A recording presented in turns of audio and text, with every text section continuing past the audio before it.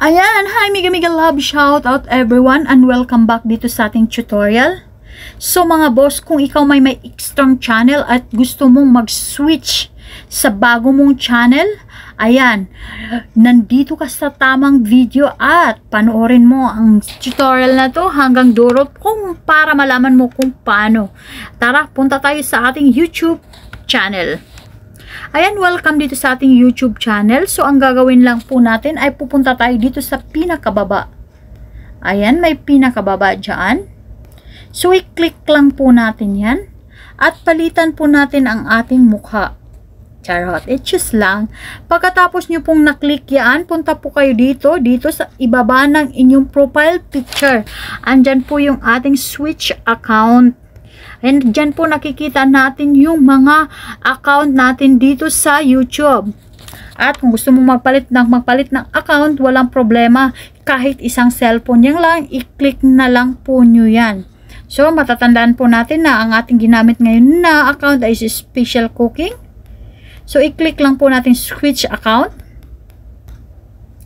Click mo yan at ayan na po yung ating iba't ibang account. So, ang gagamitin ko naman po ngayon ang aking main channel.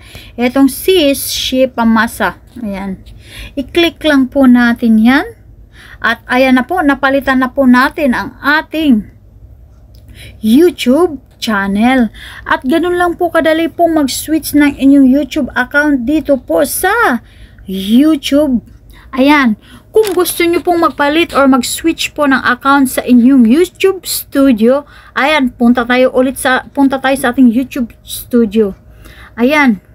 Kung gusto mong makita kung magkano na po ba yung inyong yan na po yung ating views, 61 views dito sa bago kong channel na ginawa.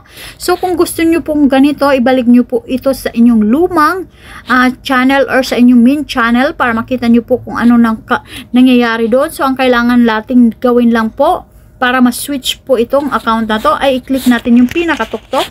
Itong may pinakamatuktok na may maliit na pictures nyo dyan. I-click nyo lang po yan. Pagka-click nyo yan, ayan, meron din ditong switch channel ulit.